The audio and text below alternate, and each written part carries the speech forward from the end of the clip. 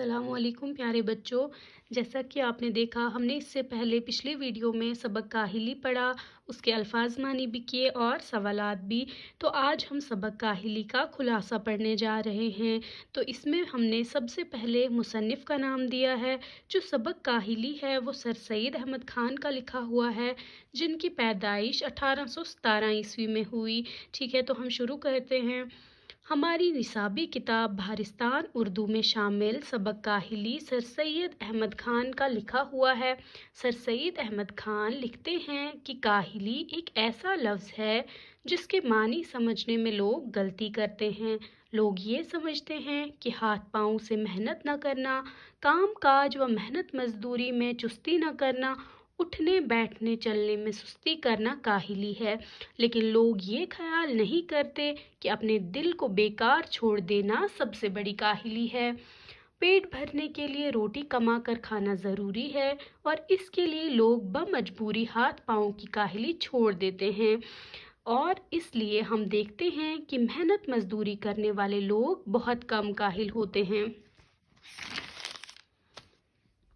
लेकिन जिन लोगों को मेहनत मजदूरी करने की ज़रूरत नहीं पड़ती, वो अपने दिली कुआ को बेकार छोड़ देते हैं और बड़े काहिल और हैवान सिफत हो जाते हैं। उनके शौक़ वहशियाना बातों की तरफ माइल हो जाते हैं। शराब पीना और मज़ेदार खाना उनको पसंद होता है।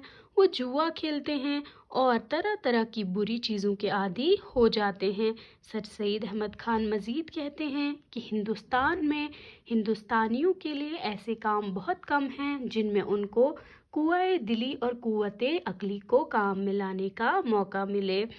लेकिन हमें कोशिश करनी चाहिए कि किस तरह हमें कुआए दिली और कुव्वते अक्ली को काम में लाने का मौका मिले। हमें अपने दिली कुआ को किसी भी हाल में बेकार नहीं छोड़ना चाहिए। किसी न किसी बात की फ़िक्र कोशिश में मसरूफ़ रहना ज़रूरी है।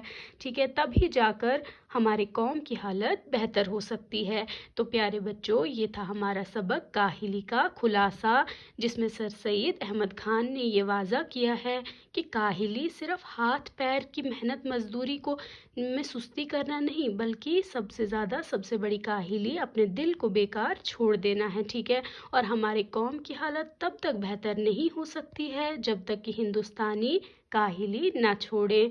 उम्मीद करती हूँ कि आपको वीडियो अच्छी लगी होगी। अल्लाह हाफिज़।